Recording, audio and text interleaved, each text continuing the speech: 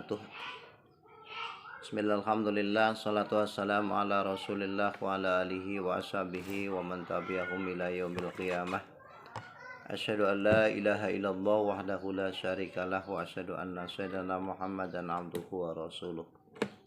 Allahumma salli wa sallim wa barik ala sayyidina Muhammad wa ala alihi wa ashabihi ajma'in.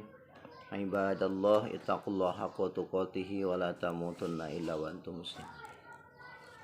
Anak-anakku sekalian yang berbahagia dan dimuliakan Allah, pada pembelajaran kali ini kita akan mempelajari bersama-sama tentang Al-Khulafaur Rasyidun, penerus perjuangan Nabi Muhammad sallallahu alaihi wasallam. Namun sebelum lebih jauh kita membahas tentang Al-Khulafaur Rasyidin, yang pertama, sebelum pembelajaran ini diharapkan para siswa seluruhnya nanti mampu menyebutkan sifat terpuji yang dimiliki oleh Al-Khulafaur Rasyidin. Yang kedua, mampu menjelaskan sikap terpuji yang dimiliki oleh Al-Khulafaur Rasyidin. Yang ketiga, menunjukkan contoh sikap terpuji Al-Khulafaur Rasyidin. Yang keempat, menampilkan contoh sikap Al-Khulafaur Rasyidin. Yang kelima, menampilkan contoh perilaku peneladanan sikap terpuji Al-Khulafaur Rasyidin. Dan yang keenam, menunjukkan contoh perilaku meneladani sikap terpuji Al-Khulafaur Rasyidin.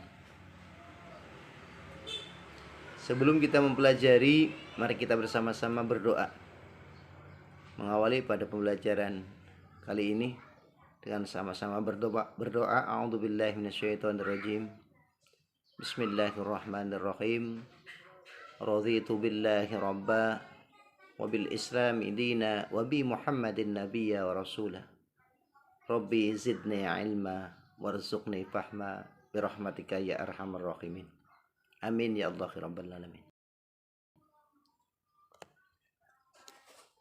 Selanjutnya, dalam suasana yang sekarang kita alami, yakni pandemi COVID-19, Bapak mengingatkan tentang protokol kesehatan. Yang pertama, mari kita memakai masker. Yang kedua, mencuci tangan dengan sabun setiap saat, setiap waktu ada kesempatan. Yang ketiga, menjaga jarak. Yang keempat, menjauhi kerumunan. Yang kelima adalah membatasi mobilitas. Mudah-mudahan dengan kita berusaha dengan 5M tersebut, kita tetap dijaga oleh Allah Subhanahu wa taala. Amin ya Allah ya rabbal alamin. Selanjutnya tentang Al-Khulafaur Rasyidin. Ini artinya adalah pemimpin yang diberikan petunjuk oleh Allah Subhanahu wa taala dan merupakan penerus berikutnya, pengganti Rasulullah Shallallahu alaihi wasallam. Yang mereka kita ketahui ada 4 sahabat Nabi yang termasuk as-sabiqunal awwalun. Yang pertama adalah Abu Bakar As-Siddiq.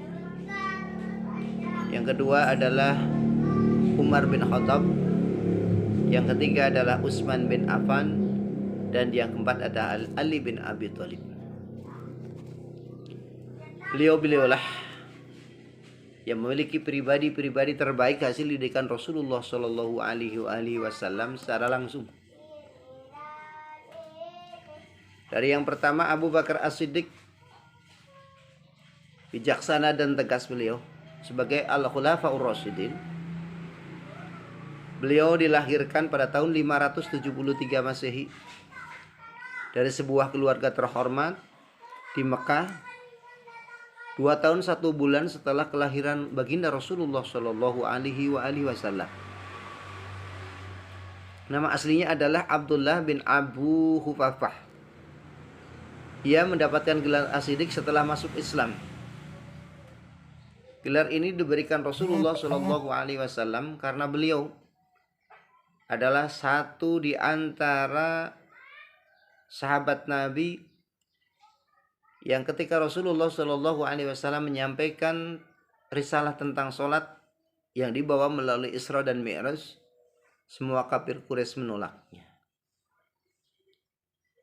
Namun beliau datang di tengah-tengah kaum kafir Quraisy yang menolak ini, dan beliau mempercayainya. Bahkan beliau langsung mengimani bahwa itu adalah perintah Allah Subhanahu wa taala yang disampaikan melalui baginda Rasul.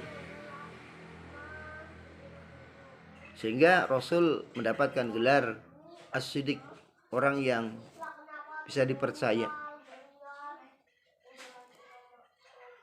orang yang benar. Nah, pada masa Abu Bakar As-Siddiq menjadi khalifah, ada beberapa program yang sangat menonjol. Yakni yang pertama, memerangi orang-orang yang keluar dari Islam, orang murtad. Sepeninggal Rasulullah Shallallahu Alaihi Wasallam, banyak orang yang kembali kepada ajaran awalnya, yakni menyembah Lata, Uzza, dan seterusnya. Sehingga beliau langsung mengambil sebuah tindakan untuk mengembalikan mereka kepada jalan yang benar, ihdinas siratal mustaqim. Dilakukan upaya-upaya untuk memerangi kaum yang keluar dari Islam, bahkan mengajak orang lain untuk keluar kembali dari Islam. Yang pertama. Yang kedua, memerangi orang-orang yang enggan membayar zakat. Kita ketahui bahwa zakat adalah bagian dari rukun Islam, dan bahkan banyak orang yang masih sayang ketika Allah berikan rezeki banyak, namun sebagian untuk diberikan kepada orang lain sebuah keberatan. Sehingga banyak orang yang menentang, bahkan terang-terangan tidak mau bayar zakat. Abu Bakar As-Siddiq mengambil tindakan kepada orang-orang yang tidak mau bayar zakat. Dan yang ketiga, program dari beliau adalah memerangi orang-orang yang mengaku nabi. Sepeninggal Rasulullah SAW, banyak orang yang mengaku menjadi Rasul, jadi utusan Rasul, dengan harapan mereka menjadi pemimpin berikutnya. Nah, ini oleh Abu Bakar As-Siddiq diperangi. Karena pada dasarnya tidak ada Rasul setelah Muhammad Sallallahu Alaihi Wasallam. Muhammad ini adalah utusan Rasul yang terakhir, Khatamul Anbiya wal Mursalin. Nah, ini adalah 3 program yang dilaksanakan oleh Abu Bakar As-Siddiq. Yang kedua, Umar bin Khattab. Ini beliau adalah seorang yang tegas dan pemberani. Umar bin Khattab bin Nufail bin Abdul Uzza, atau yang dikenal dengan Umar bin Khattab ini, adalah seorang sahabat Nabi yang juga adalah khalifah kedua setelah Abu Bakar As-Siddiq. Umar dilahirkan di kota Makkah dari suku Bani Ad, salah satu rumpun suku Quraisy, suku terbesar di kota Makkah saat itu. Ayahnya bernama Khattab bin Nufail al-Sim al-Quraisy, dan ibunya adalah Hantamah binti Hashim. Dan ini Umar mendapatkan julukan yang diberikan Rasulullah Shallallahu Alaihi Wasallam, yakni Al-Faruq, orang yang bisa memisahkan antara bainal haq wal batil, orang yang mampu memisahkan antara kebenaran dan kesalahan. Yang ketiga, Utsman bin Affan. Beliau adalah sahabat Nabi yang baik hati dan dermawan. Ini patut kita contoh bahwa beliau itu adalah seorang yang kaya raya, namun demikian Khulafaur Rasyidin yang ketiga ini walaupun kaya namun dermawan, baik hatinya.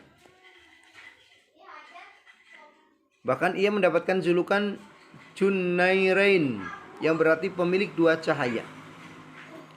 Julukan ini didapatkan Utsman bin Affan setelah menikahi putri kedua dan ketiga Rasulullah Shallallahu Alaihi Wasallam, yakni Ruqayyah dan Ummu Kulsum radhiyallahu anhuma. Sehingga beliau mendapatkan julukan Junairain. Yang keempat, yang terakhir dari Khulafaur Rasyidin adalah Ali bin Abi Thalib, cerdas dan sabar. Ali bin Abi Thalib mempunyai nama asli Haidar atau Singa bin Abu Thalib. Beliau adalah seorang pemeluk Islam pertama dari golongan pemuda. yang juga keluarga Nabi Muhammad SAW. Beliau ini adalah sepupu Nabi, sekaligus menjadi mantu beliau, karena Ali bin Abi Thalib adalah Khulafaur Rasyidin yang keempat, sekaligus menjadi suami dari putra beliau Fatimah Az-Zahrah yang menurunkan Husain, Hasan. Pada usia yang remaja, Ali bin Abi Thalib belajar langsung dari Rasulullah SAW. Beliau selalu dekat dengan Nabi karena menjadi anak angkatnya dan beliau menjadi tadi menantunya. Ali bin Abi Thalib adalah seorang ilmuwan yang sangat cerdas, sehingga Rasulullah SAW bersabda, "Anna Madinatul Ilm wa Aliyu babuha." Saya itu, Rasul, adalah kota ilmu, sedangkan Ali adalah pintunya. Ini subhanallah, masih muda, pinter, menjadi generasi berikutnya yang membawa Islam sebagai rahmatan lil alamin. Sebagaimana khalifah yang lain, Umar bin Khattab, Ali bin Abi Thalib sebagai khalifah yang terakhir juga memiliki sifat yang sama, cerdas, tegas. Proses penggantian khalifah dari Utsman bin Affan ke Ali bin Abi Thalib mengalami hambatan. Ada kelompok yang setuju dan ada yang tidak setuju. Namun demikian, Ali bin Abi Thalib mampu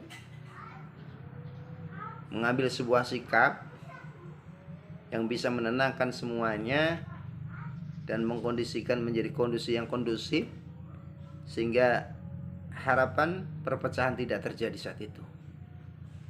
Jadi intinya, anak-anakku sekalian, Khulafaur Rasyidin itu ada 4: Abu Bakar, Umar, Utsman, dan Ali bin Abi Thalib radhiyallahu anhum. Yang mudah-mudahan kita doakan Allah memberkati Khulafaur Rasyidin dan kita semua. Kita mudah-mudahan bisa sampai dan berkumpul bersama beliau dalam surganya Allah. Amin ya Allah ya rabbal alamin. Kita tutup dengan subhanakallahumma wa bihamdika asyhadu an la ilaha illa anta astaghfiruka wa atubu ilaik. Mudah-mudahan kita sehat semuanya. Fusikum wa nafsi bitaqullah. Wassalamualaikum warahmatullahi wabarakatuh.